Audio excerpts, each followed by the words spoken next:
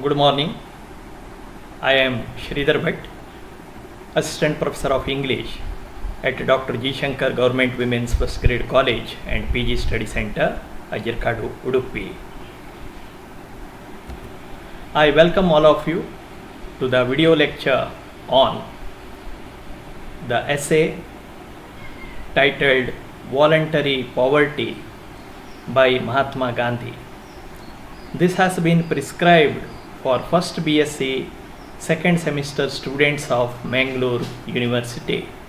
Of course, it can also be a part of the syllabus of some other university as well.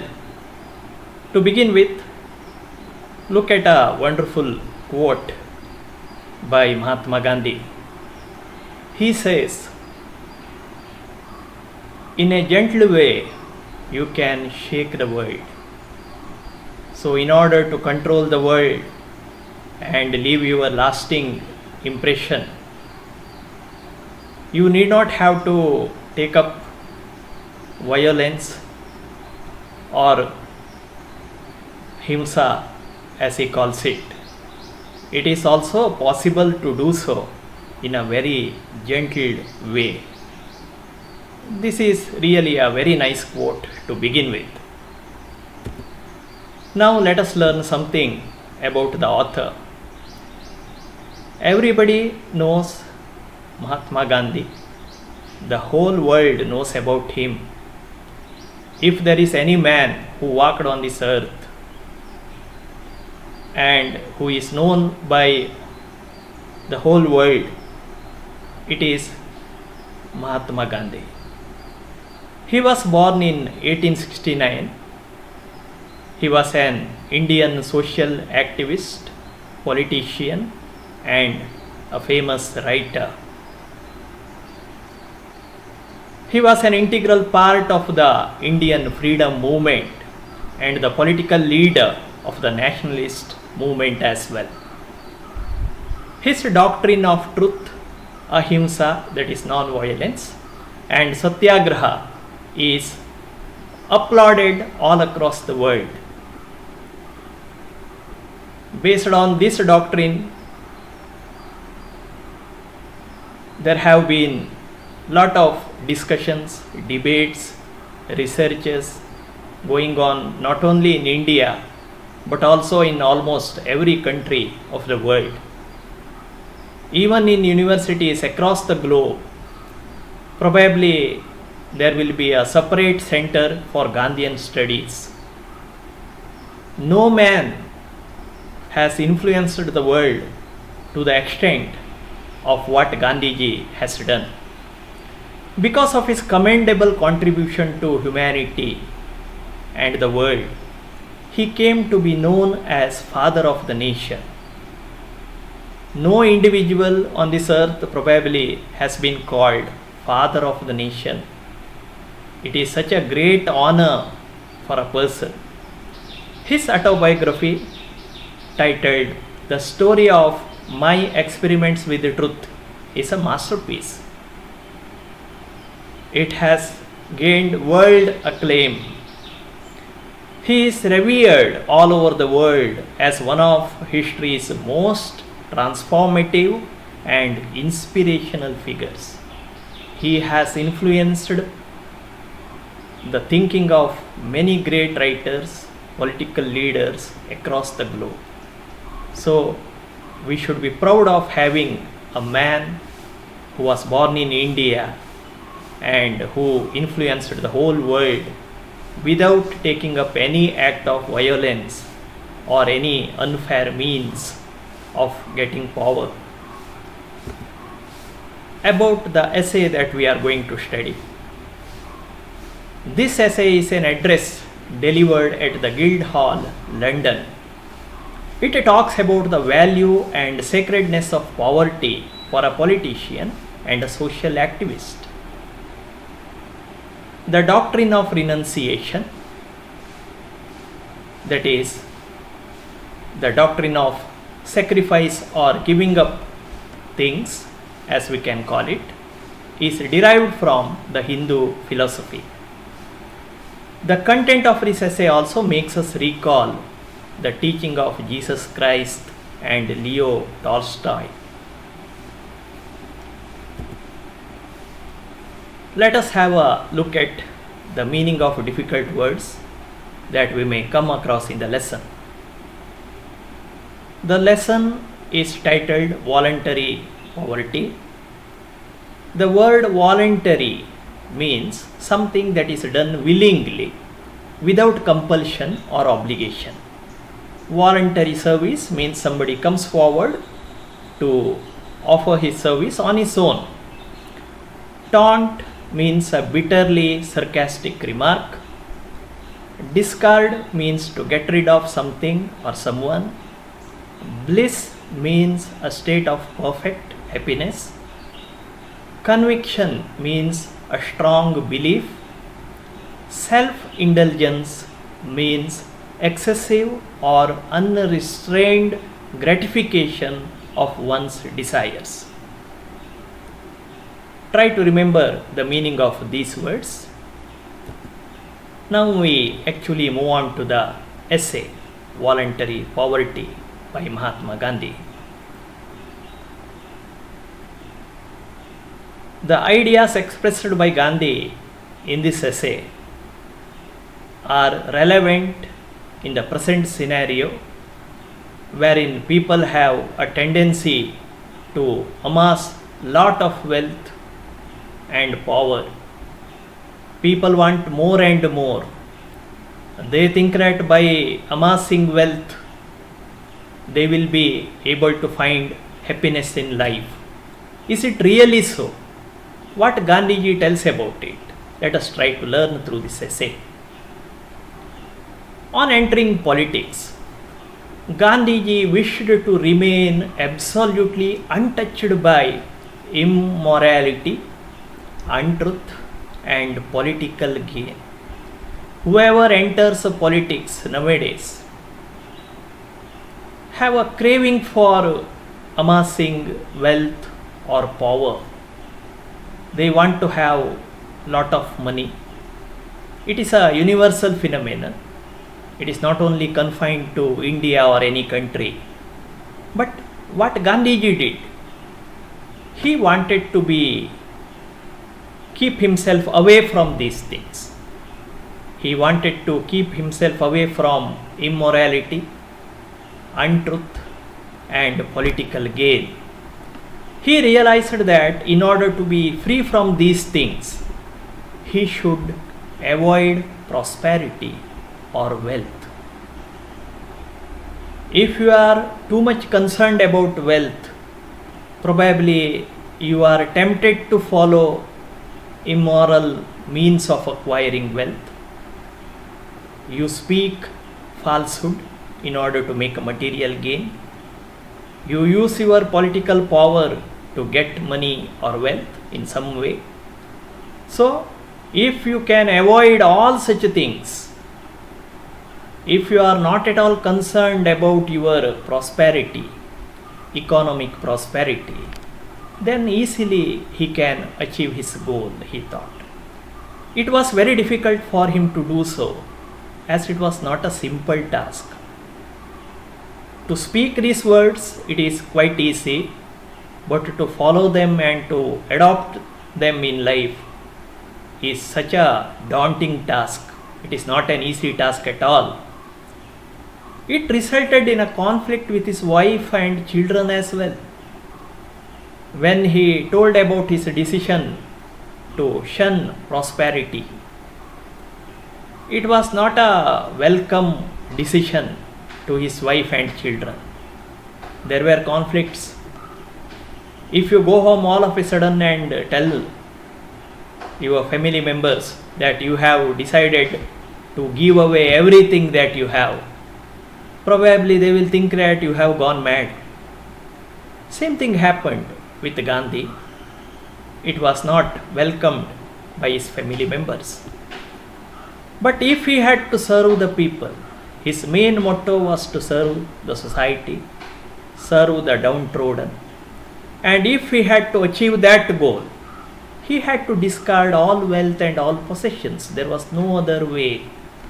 If he is inclined towards possessing valuable things in life. Probably his interest will be diverted towards that, and he will not be able to achieve this noble aim of serving the poor. Therefore, he had to discard, that means to give up all wealth and all possessions. Possession is whatever he has with him. If he has some amount of money, that is his possession. If he has some valuable thing like gold, that is a possession. So he wanted to discard, give up all his possessions. Gandhi decided to do so, but he did not do it immediately. It was a decision that he had taken. But implementing that decision was not an easy task for him. He confesses that at first the process was very slow. Frankly, he tells. Gandhiji is of course very frank. He doesn't hide anything. It may be an insult inflicted upon him. He will not hide it. He is so frank and open. Therefore, here also he confesses, he frankly says that at first this process was not an easy one. It was a slow process. Slowly he discarded all those things which he thought were his and felt as though a great burden had been removed from his shoulder. As he went on dispossessing things one by one, at a particular stage, he felt that he has reduced his burden. I had a great burden of protecting my wealth, my valuables. But now that I don't have any of them, I am totally free, he thought. He could walk with ease and do his work with great comfort and joy. When you are burdened by the thought of your valuable possessions or expanding your empire of material wealth, then you are mentally burdened. It will not allow you to do anything so easily. Your interest will be in that particular arena of life. But now that he doesn't have any concern towards material wealth and has the only aim of serving the society, it gave him great comfort, great relaxation, great joy. And he could now do everything, that is serving the society, with a single motto, single aim, nothing else. Now he started feeling burdened and uneasy whenever he possessed something. So whenever he has something, some amount of money, say, he felt that he is burdened. If I give it up to somebody and I have an empty hand, I have no fear at all. He thought that way. So this forms the first paragraph. Here the slides are done in such a way that if you make a note of all the points which are there in a particular slide, say this slide, and if you arrange it in a paragraph, sentence wise, it will result in the summary of the essay at the end. So I am not going to give you a separate summary. So this itself, if arranged, now it is arranged in the form of points. You can see bullets. And if you arrange it in a paragraph, it will result in the summary of the whole lesson at the end. Exploring the cause of joy, Gandhiji pondered over what makes a man absolutely happy. What gives something that can be called perfect happiness, which is everybody saying. All of us think that by possessing something, we will be able to get happiness. If I have a luxurious bungalow, I will be happy. If I have a car which has been recently manufactured, I will be happy. If I have a valuable piece of furniture, I will be happy. So that is the way we think. But what Gandhiji thought, let us see. Gandhiji found that if he had something of his own, he had to defend it against the whole world. Imagine I have a gold chain and I walk in a street. There are people who are very poor who struggle to have 2 square meals per day. And when they look at me and my gold chain, they wonder, we don't have anything to eat and survive. Why this man requires a gold chain? Why shouldn't we take it by attacking him or by killing him? So, in order to protect it and keep it for yourself, you have to fight with the whole world. You don't know who has an eye on your property. You don't know when they attack you or kill you in order to take away the valuables from you. You don't know when thieves enter into your house and take away things from you. So, you have to defend your possession against the whole world.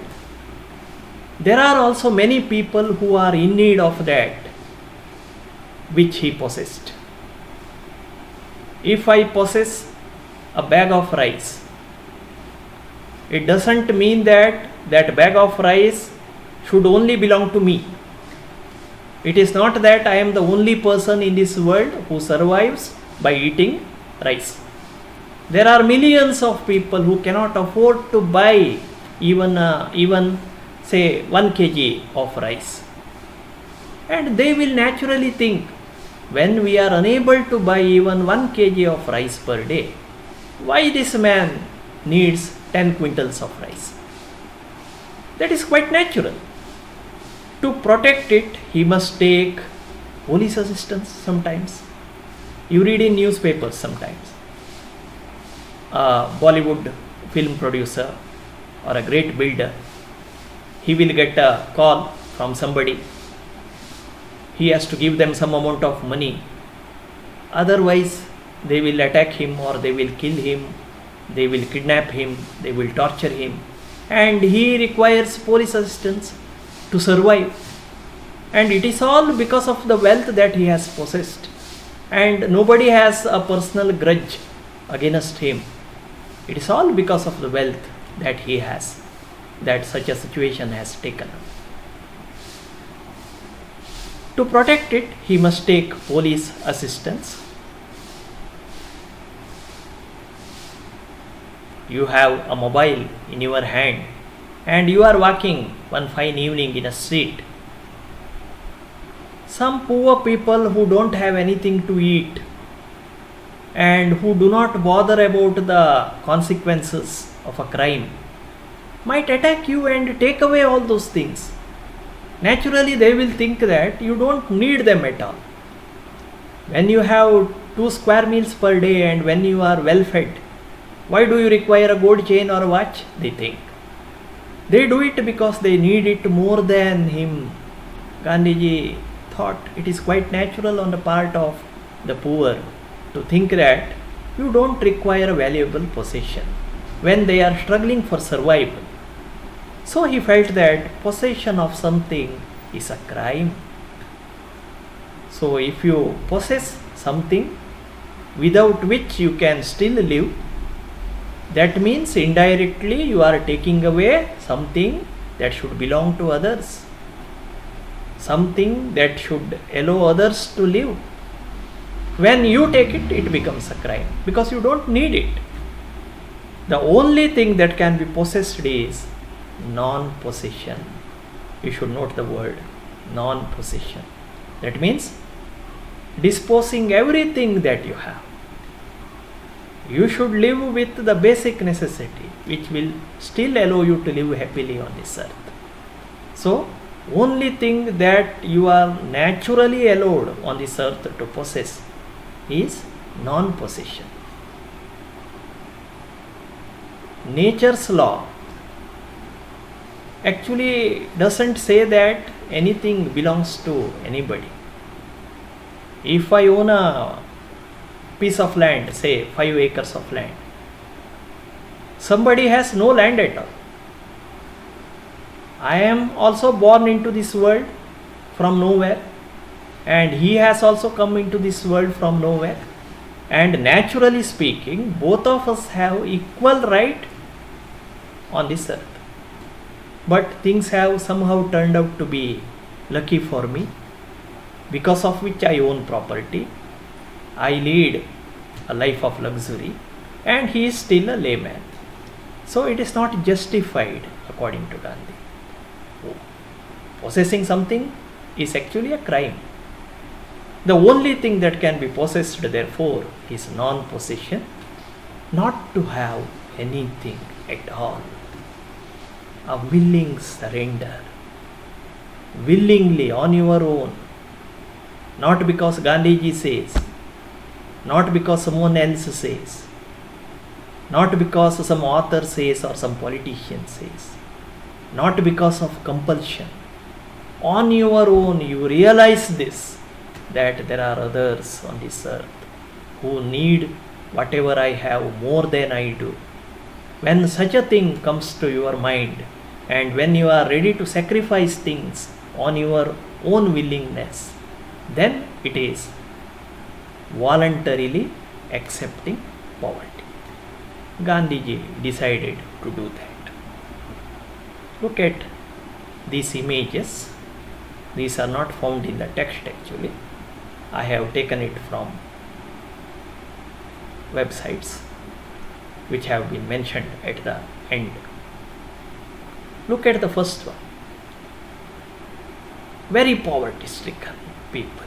Probably they find it very difficult to eke their living on this earth. Look at the way they are living. Look at their hut, miserable hut. If there is a storm or a rainfall, probably water straight away enters into their house. Such people are there in millions in this world. Look at the second picture, which is very significant. There are many hands which are ready to accept some grains of rice so that they can eat and survive. And somebody has a larger amount of grain, whereas someone has only one or two and others do not have anything at all. So this is how wealth is distributed among people in this world. And anybody who has a larger quantity actually doesn't deserve it by natural law. If he possesses it, which is more than what is required for him, it is a crime actually, as per Gandhian thought. Every individual has a body to cover with. He says, not that we can live without anything at all. We need certain things, certain basic things, because we have a body to cover with. We cannot walk away in the street without wearing a single piece of cloth. If we do so, we will be called insane. But that does not mean that he has to decorate his body with expensive clothes and ornaments. The fact that I have a body might require some basic necessities for me, like clothing to cover with, but it doesn't imply that I must wear very expensive piece of clothing and ornaments, jewelries, etc. We need a house for shelter, but not mansions. Some people live in a hut and some people live in a very luxurious bungalow worth crores of rupees. And the people who have struggled to build it actually belong to the poor class. But still they are downtrodden, downgraded. They are not shown any sympathy or empathy. It is those people who have constructed a house for me. They have toiled day and night. Of course, they will get some money to survive. For me, it is the question of luxury, and for them, it is the question of survival. We need a house or shelter, but not mansions. Mansion is a bungalow, luxurious house. Food, clothing, and shelter are the basic needs of every human being. This need should never become a greed just because we have an opportunity. Today I might have an opportunity to own a luxurious bungalow because of my position, because of my power. because of the wealth that I have inherited from somebody or I come across by chance. Anything beyond these basic needs of food, clothing, and shelter is a luxury. You have every right to have these basic needs. The earth has every possibility to fulfill your need, but it can never fulfill your greed. The current situation is because of the greed that every human being has. Nature has enough to fulfill everything that constitutes our basic needs. But nature cannot fulfill our greed. If everybody wants a palace, nature cannot provide us. If everybody wants luxurious items like gold, like diamonds, nature cannot provide us. Gandhi then talks about the conflict between what we understand today as a civilization and the state which he is picturing as a state of bliss and a desirable state. Gandhi wants to take us towards a state which he calls as a desirable state, that is which is required, that is voluntary poverty, voluntarily giving up things and living an unburdened life, a happy life. That is what is required. But our concept of civilization is different. The basis of culture of civilization is understood to be the multiplication of all our wants. Human beings have several wants. In economics, you read about that. The multiplicity of human wants. Our wants are unlimited, but the means to fulfill those wants are limited. The moment one want is fulfilled, another want takes its place. Imagine I have a small house with a single bedroom. Then I wonder, it would have been better if I had 2 more rooms. Imagine I have 1 or 2 chairs in my house, that's all. I don't have a comfortable bed or a sofa. I think of adding some more pieces of furniture.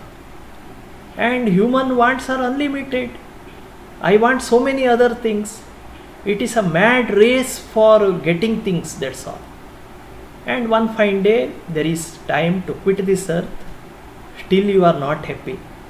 Still you think that you do not have gained whatever you wanted to gain. And you live your entire life chasing wealth after wealth. And even at the point of death, you are not a satisfied man at all. This should not happen. So, the more the merrier. We think the more we have, the merrier. That means happier we will become. We think that the more we possess, the better culture we represent. Our culture is determined by what we possess. If I can build a good house, if I can own luxuries, if I have television, refrigerator, car and so on, I think that I am cultured. But the real culture is not that. Real culture lies in serving the humanity, in showing empathy for others. That is the real culture that we should have.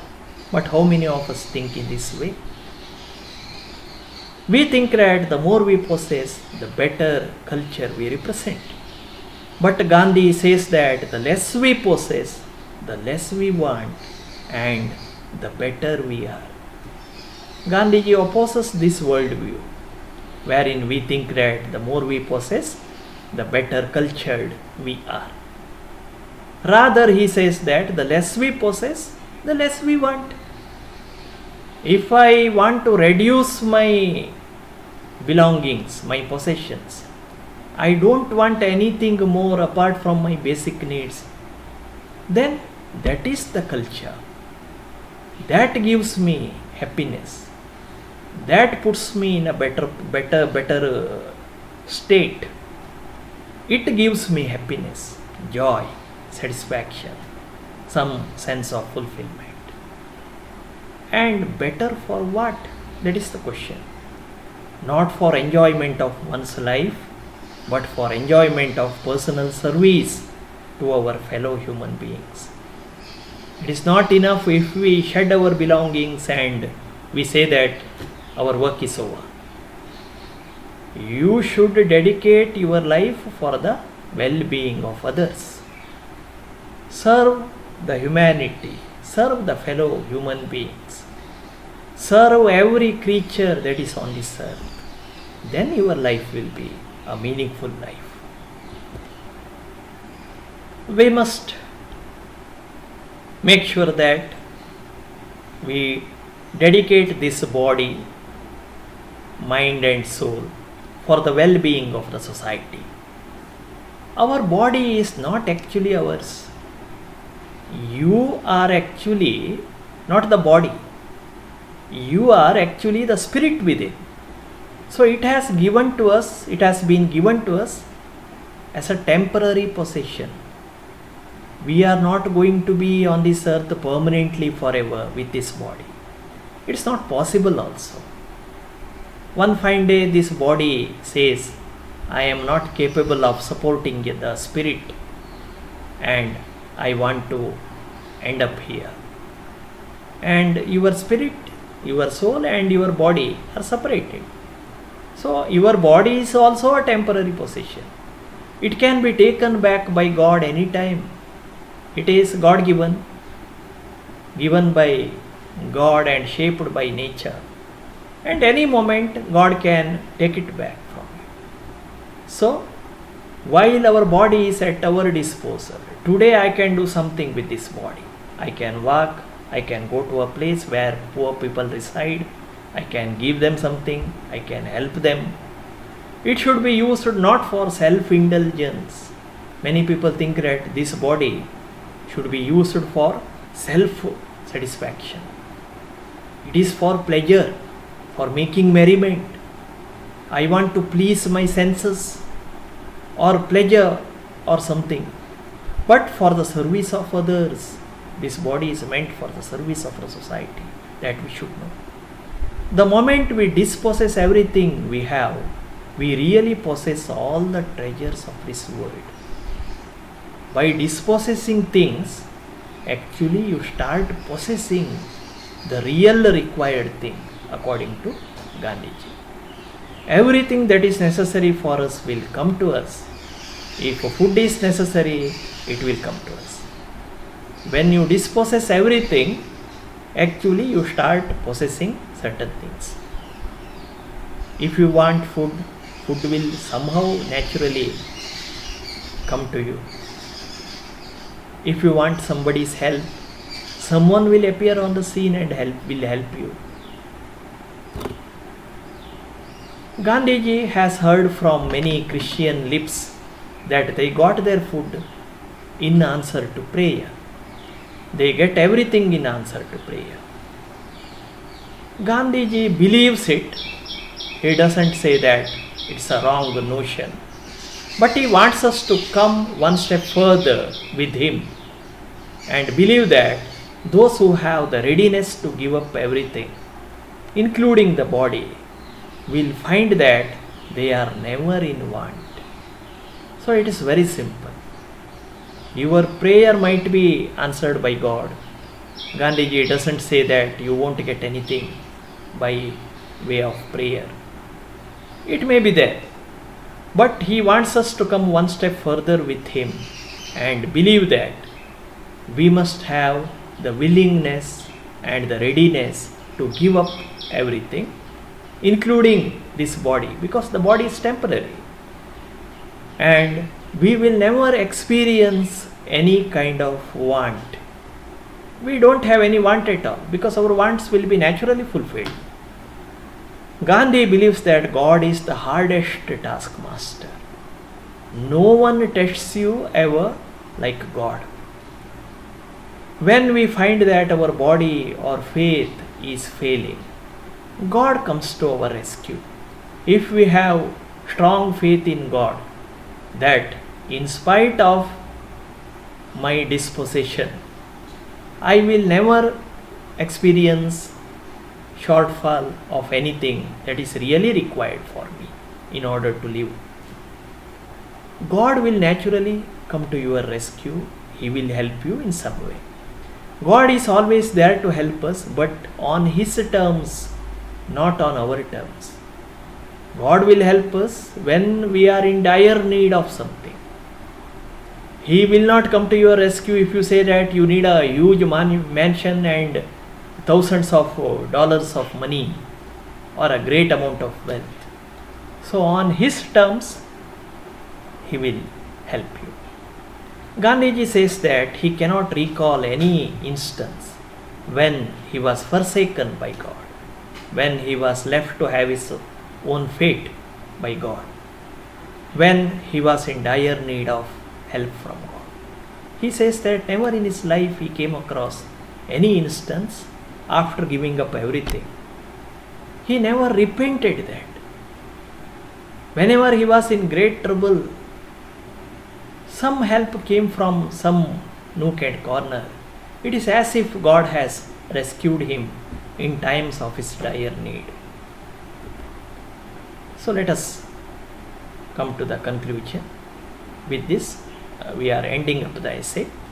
Now to conclude, the essay provides us an understanding of the nature of life that Gandhiji led and his moral philosophy.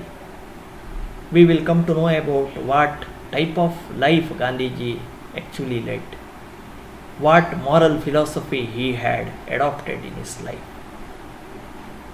what were his views regarding the possession of wealth, what were his views with regard to the use of this body, his belief in sacrifice, and his commitment to the people of the nation are really praiseworthy. Probably one in thousands of millions of people might have this kind of bent of mind as Gandhiji. We also notice the excellent prose style of Gandhi. He writes in a very simple way so that even a common man like you and me can understand what he says.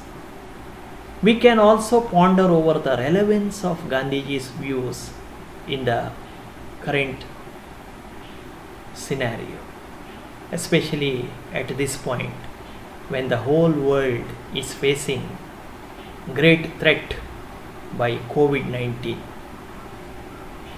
Probably those who have money, capacity to buy things, they are least touched by the problem. The real sufferers are the poor people. They cannot earn their daily bread at all. They starve, and our society allows them to starve to death. It is those people who have built our house, who have helped us to cultivate a piece of land, who have made our life comfortable, who have allowed us to lead a happy life. When they are in trouble, we are least bothered about whether they have food, clothing or shelter, whether they have even the basic common need to survive on this earth.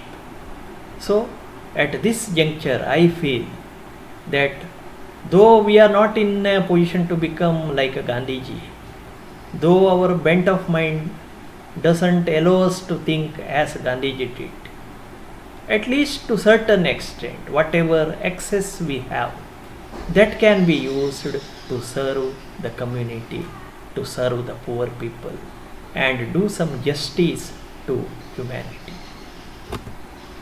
So with this, let me conclude my lesson.